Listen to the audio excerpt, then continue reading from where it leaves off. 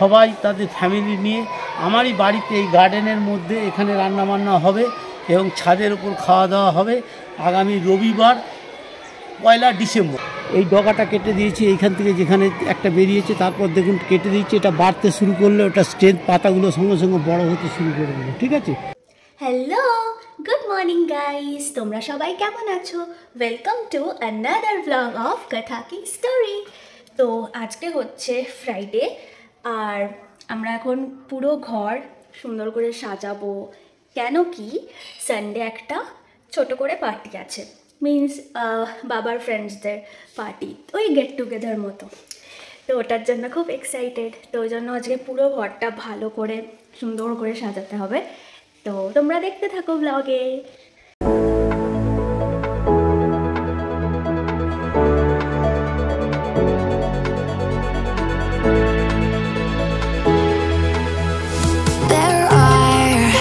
So many things that I left unsaid.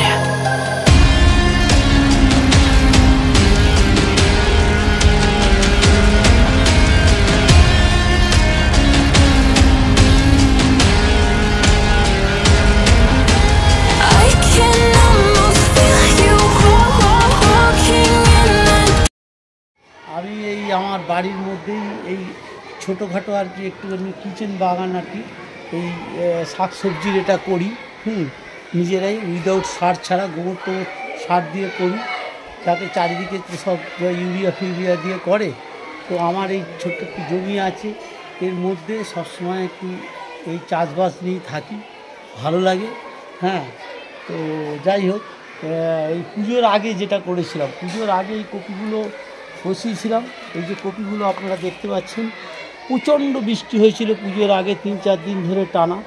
তো নীলগঞ্জ থেকে নিয়ে এসেছিলাম, কিন্তু ভেবেছিলাম যে গাছগুলোকে বাঁচাতে পারবো না। যাই হোক, এই গাছগুলো বেঁচেছে, বেশ বড়ই হয়েছে, এখন ফুল আসার টাইম হয়ে গেছে। ঠিক দুর্গা পুজোর আগের দিন এই কপি গাছগুলো বসিয়েছিলাম। এই বেগুন গাছগুলো বসিয়েছিলাম, দেখছেন বেগুনে ফুল এসে গেছে, ফুল এসে আর কদিন বাদেই এই হয়ে যাবে। আর ওই দিকের ওই বেগুন, এটা এই জায়গাটা পুরো বেগুন করেছি। বেগুন করার পর এখানে লঙ্কা গাছগুলো করেছি, লঙ্কার পাতাগুলো একটু কুকড়ে গেছে, কিন্তু অসুবিধে নেই, আবার আপনার থেকেই ঠিক হয়ে যাবে লঙ্কা। হ্যাঁ, লাল শাক এখানে করেছি। আর এবার টমেটোগুলো সব একসাথে ওইখান থেকে নিয়ে আসা হয়েছিল। এই আমার বন্ধু গিয়েছিল সঙ্গে, সে এখন আসছে এই ডাকলো। এই টমেটো গাছে এখন এই যে ফুলগুলো এসে গেছে, দেখে নিন কী সুন্দর ফুল ধরেছে। একদম টমেটো আর 2 দিন বাদে ঝাঁকে ঝাঁকে টমেটো হয়ে যাবে, উইদাউট গোবর সারে করা। এইটা হচ্ছে পুদিনা পাতা, এটা খুব দরকারি পাতা।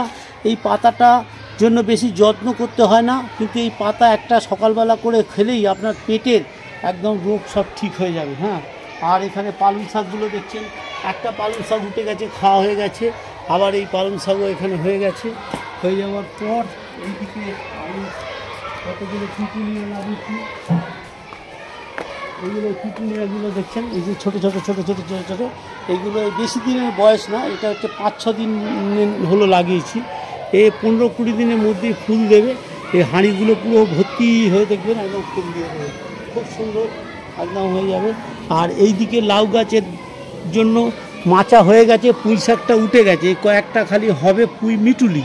এটা তোলার পরই আমাদের এখান থেকে লাউ সব এই মাচাটার মধ্যে পুরো লাউ হয়ে যাবে, সব লাউগুলো এখানে লাগিয়ে দেওয়া হয়ে গেছে। হ্যাঁ, আর এই দিকে আমার একটুখানি আরেকটি জায়গা আছে, এইখানের মধ্যেও আমি এখানে সব পালং শাক লাগিয়ে দিয়েছি। এই পালং শাকের বীজগুলো ছড়িয়ে দিয়েছি, দেখেছেন। একে 2-4 দিনের মধ্যেই এগুলো সব আস্তে আস্তে পালং শাক ঘানটা পুরো হয়ে যাবে। হ্যাঁ, পালং শাক হয়ে যাবে। আর ওইখানে দিয়েছি কর্নারে মেথি শাক।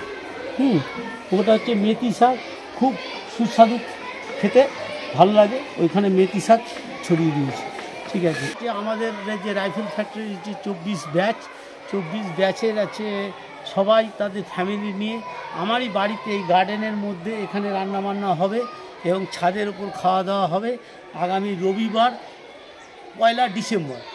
তাই জন্য আরও বেশি পরিষ্কার করা হয়েছে। আমরা সব একসাথে একটা গেট টুগেদার করবো। তো দেখা যাক কীরকমভাবে করা যায়। বুঝলে, আমি আমার তুই চশমা পরেছিস কেন? এমনি একটু ক্লিয়ার দেখতে পাও, সব হেজি দেখি, দূরের কিচ্ছু দেখতে পাই না। আগে পড়তো না। ক্লাস 10-এর চশমা এটা। তখন ক্যাটাই বুঝতাম না, এটা তখন ভালো লেগেছিল নিয়ে নিয়েছে, এখন সবাই বলে ক্যাটাই চশমা কিনেছিস এরকম। কেন ভাল লাগে না? ওই কোন আর- ফ্রেমটা তোর সব থেকে আমি কোনো ফ্রেমের না, আমি ওই তো স্কোয়ার গোল আর কেরম হয়, আর কোনো ফ্রেমের না আমি জানি না, এটাই পড়ি। পাওয়ারও কত জানি না, কেন কি সব প্রেসক্রিপশনে সব হারিয়ে ফেলেছি। ক্লাস 10 ভাব কত বছর তো আগে। আর একবার দেখিয়ে নিবি। দেখাতে হবে, একদিন যেতে হবে। আর তুই চশমা পড়বি না? আমি পড়ি, তোরটাই পড়ি। হ্যাঁ, ও আবার যখন কোনো ক্লাস হয় বা এক্সামের সময় তখন আবার আমার চশমাটা ও নিয়ে যায়। Sharing is caring. ইয়েস কুবলু। কুবলু কি খাবি আজকে? আজকে তো কি রান্না হয়েছে ওটা তো ওর ডিপার্টমেন্ট, তুই বল কি রান্না হয়েছে, আমি জানি না। ডালটা আছে জানি, আর একটা ওই ফুলকপি আর শিম আর বড়ি দিয়ে কিছু একটা হয়েছে, আর হচ্ছে বড় চুনো মাছ। না, হ্যাঁ ওই ছোট ছোট মাছগুলো হয় না, ওইটারই একটা ভাজা টাজা হয়েছে, আর পেটি মাছের আর মাছের মুড়ো আছে, ওটার কি করবে জানি না, ওটা দিয়েই ভাত খাবো। কি আর রোজ তো আর বিরিয়ানি খেতে পারি না।